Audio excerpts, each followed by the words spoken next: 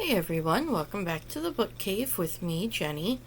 So today I have my August wrap up, and this is going to be a kind of short video because there's only 4 books that I read or listened to this month that weren't part of another video.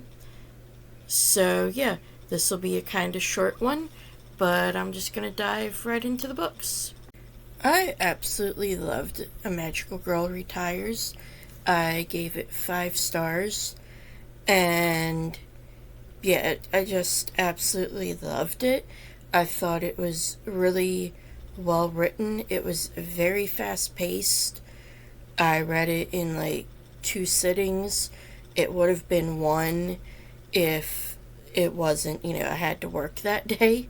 But yeah, I definitely highly recommend it if you ever watched any Magical Girl animes, because I feel like even Sailor Moon, even though, it's these young girls who transform into these magical girls and fight evil, I feel like there's still a lot of underlying darkness, just like there is in this book, and more than just, the over-the-top villain that we gotta save the world from. And the ending, I absolutely loved the last couple chapters, and I feel like, yeah, it really did kind of turn the magical girl tropes on their heads a bit with that particular ending. And yeah, the only other thing I have to say is this cover reminds me of Cardcaptor Sakura. That is one of the reasons I picked it up, other than just the fact that the synopsis sounded interesting. So yeah, if you've read this, or if you do read it, I would love to know what you think. I finished listening to Stone Blind, and this is my first adult Greek mythology retelling, and I did like it, but one thing is I feel like there's a few too many POVs, and while quite a few of them are interesting, like we get one from reeds, one from an olive tree, we get one from Medusa's snakes, and we get one from I completely forget now. But we get one from something else that's inanimate. And then we also get from Medusa's head. So I found it interesting that we get from Medusa, Medusa's head, and the snakes. However, I just felt like some of the other ones were a bit too much to be added in, that it took away from fleshing out Medusa. And I do also feel like she was kind of a side character in this. Actually, I don't really feel like there is a main character. I feel like, in Perseus, he was just kind of useless at times and very arrogant, which, I can see where that's coming from, especially from Medusa's point of view. Oh, there we go. Okay, the other chapter is from a crow, so that was kind of interesting as well. And then there were some good quotes, like Medusa's sister says, "Who decides what is a monster?" And Medusa says, "Men." She says, "So to mortal men we are monsters, because of our teeth, our flight, our strength. They fear us, so they call us monsters." And Medusa says, "Men call you monsters because they don't understand you." And her sister says, "I don't mind being a monster. I would rather have power than not. I like being what scares them." And there's quite a few discussions about that. Like, there's another quote, "Can a monster be beautiful if it's still terrifying? And is a monster always evil? Is there such a thing as a good monster? Because what happens when a good person becomes a monster?" And so, yeah, I think this was an interesting start to a journey through some mythological retellings, and I've got quite a few more that I definitely want to read, and this hasn't really dampened my enjoyment of them or, excitement for them. So hopefully I'll be getting to at least one in the coming month.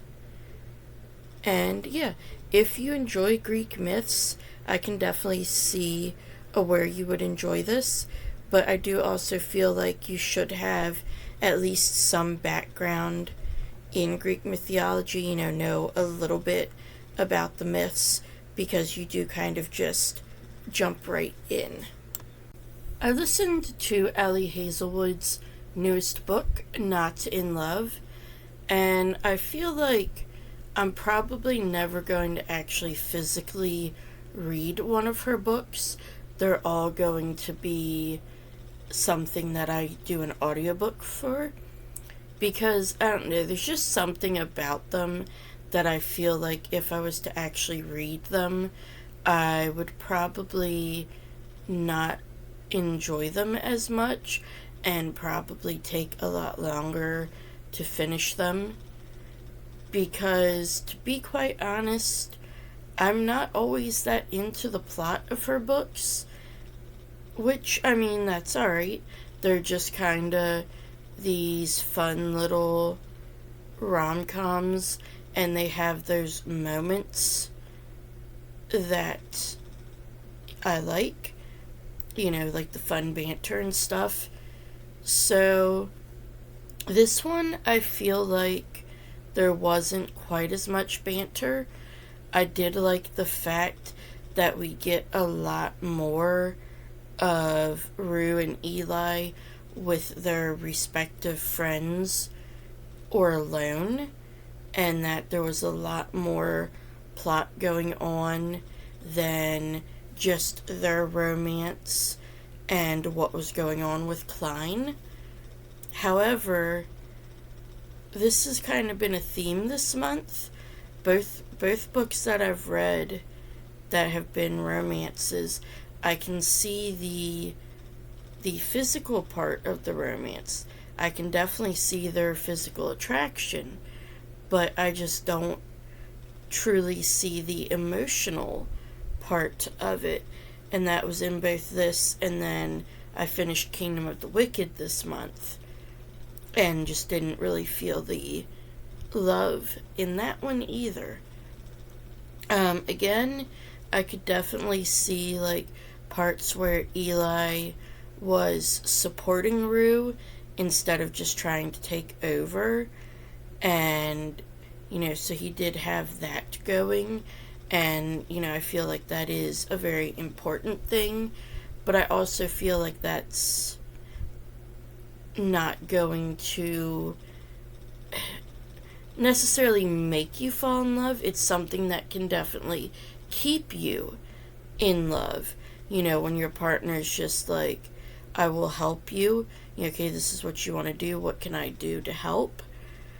But I also feel like that's not necessarily going to be the one thing that keeps you together. And although there were parts where I could see that, like, he knew Rue, and, so, like, he knew he couldn't do, like, flowers and stuff. She just wasn't into that. But, yeah. So, overall, this is definitely not my favorite Ali Hazelwood. It is also much more spicy than her other books. And this is pretty obvious from the premise that it's kind of going to be more spicy, just because of the fact that they meet on a hookup app. So definitely be aware of that if you do not like very spicy books, or if you do not like Ali Hazelwood's spice, which I know I've heard a lot of people saying that they don't particularly care for her spice. You may not want to read this book as much. One thing I can say is I am enjoying the fact that Ali Hazelwood is kind of branching out this year. You know, the fact that she had a YA book that was about chess, and then her paranormal romance, and now this being more of an erotic romance rather than, you know, her just publishing another rom-com.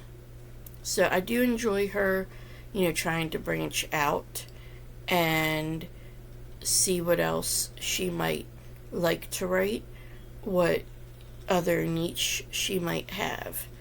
So yeah, I would say check this out if you do like Ali Hazelwood, and I will say that the audiobook is definitely worth it. It's dual narrator, and I feel like the narrators do a very good job.